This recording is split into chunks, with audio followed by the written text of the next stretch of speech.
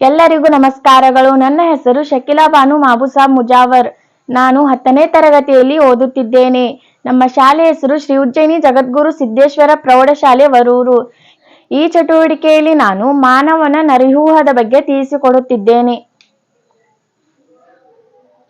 ಮಾನವನ ನರವ್ಯೂಹವು 3 ಮುಖ್ಯ ಭಾಗಗಳನ್ನು ಒಳಗೊಂಡಿದೆ. ಮೊದಲನೆಯದಾಗಿ ಕೇಂದ್ರ ನರವ್ಯೂಹ, ಇದು ಮಿದುಳು ಮತ್ತು ಮಿದುಳು ಬಳ್ಳಿಯನ್ನು ಒಳಗೊಂಡಿದೆ.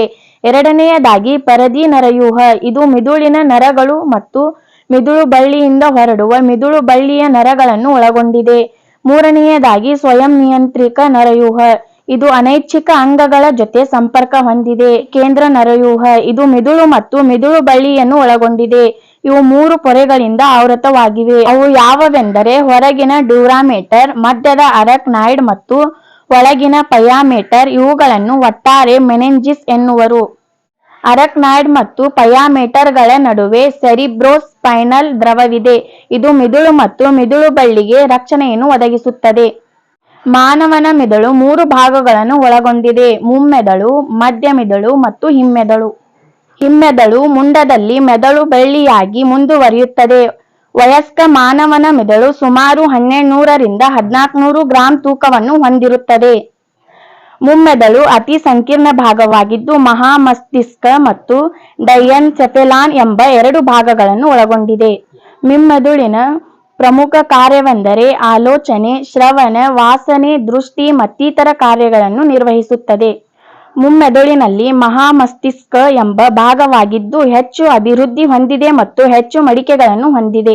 ದೇಹದ ಎಡಭಾಗದಿಂದ ಬರುವ ನರಗಳು ಮಹಾಮಸ್ತಿಷ್ಕದ ಬಲಭಾಗಕ್ಕೆ ಮತ್ತು ದೇಹದ ಬಲಭಾಗದಿಂದ ಬರುವ ನರಗಳು ಮಹಾಮಸ್ತಿಷ್ಕದ ಎಡಭಾಗಕ್ಕೆ ಸಂಪರ್ಕ ಹೊಂದಿದೆ. ಮಹಾಮಸ್ತಿಷ್ಕದ ಹೊರಗಿನ ಭಾಗ ಕಾರ್ಟೆಕ್ಸ್, ಇದು ಬೂದು ಬಣ್ಣವನ್ನು ಹೊಂದಿದೆ ಮತ್ತು ಒಳಗಿನ ಮೆಡುಲ್ಲಾ ಬಿಳಿ ವಸ್ತುವಿನಿಂದ ಮಾಡಲ್ಪಟ್ಟಿದೆ. ಮಹಾಮಸ್ತಿಷ್ಕ ಜ್ಞಾಪಕ ಶಕ್ತಿ, ಬುದ್ಧಿಶಕ್ತಿ, ಕಲ್ಪನೆ, ಭಾವನೆ, ವಿವೇಚನೆ ಮತ್ತು ಇಚ್ಛಾಶಕ್ತಿಗಳ ಕೇಂದ್ರಗಳನ್ನು ಹೊಂದಿದೆ. ಇನ್ನು ಮುಮ್ಮೆದುಳಿನ ಇನ್ನೊಂದು ಭಾಗ ಡೈಎನ್ಸೆಫೆಲಾನ್, ಇದು ಚಿಕ್ಕ ಭಾಗವಾಗಿದ್ದು ಥಾಲಮಸ್ ಮತ್ತು ಹೈಪೋಥಾಲಮಸ್ ಎಂಬ 2 ಭಾಗಗಳನ್ನು ಹೊಂದಿದೆ. ಥಾಲಮಸ್ ಜ್ಞಾನೇಂದ್ರಿಯಗಳಿಂದ ಸ್ವೀಕರಿಸಿದ ನರಾವೇಗಗಳನ್ನು ಮಿದುಳಿನ ಕಾರ್ಟೆಕ್ಸ್ಗೆ ಸಾಗಿಸುತ್ತದೆ. ಹೈಪೋಥಾಲಮಸ್ ದೇಹದ ಉಷ್ಣತೆ, ನೀರಿನ ಸಮತೋಲನ, ಹಸಿವು ಮತ್ತು ನಿದ್ರೆಯನ್ನು ನಿಯಂತ್ರಿಸುತ್ತದೆ. ಅಲ್ಲದೆ ಸ್ವಯಂ ನಿಯಂತ್ರಕ ನರವ್ಯೂಹ ಮತ್ತು ಪಿಟ್ಯೂಟರಿ ಗ್ರಂಥಿಯನ್ನು ನಿಯಂತ್ರಿಸುತ್ತದೆ. ಇನ್ನು ಮಧ್ಯ ಮಿದುಳು, ಇದು ಮುಮ್ಮೆದುಳು ಮತ್ತು ಹಿಮ್ಮೆದುಳುಗಳಿಗೆ ಸಂಬಂಧ ಕಲ್ಪಿಸುತ್ತದೆ ಮತ್ತು ಸಂದೇಶಗಳನ್ನು ಹಿಮ್ಮೆದುಳಿನಿಂದ ಮುಮ್ಮೆದುಳಿಗೆ ಸಾಗಿಸುತ್ತದೆ. ಇನ್ನು ಹಿಮ್ಮೆದುಳು, ಇದು ಅನುಮಸ್ತಿಷ್ಕ, ಪಾನ್ಸ್ ಮತ್ತು ಮೆಡುಲ್ಲಾ ಅಬ್ಲಾಂಗೇಟ್ ಎಂಬ 3 ಭಾಗಗಳನ್ನು ಹೊಂದಿದೆ.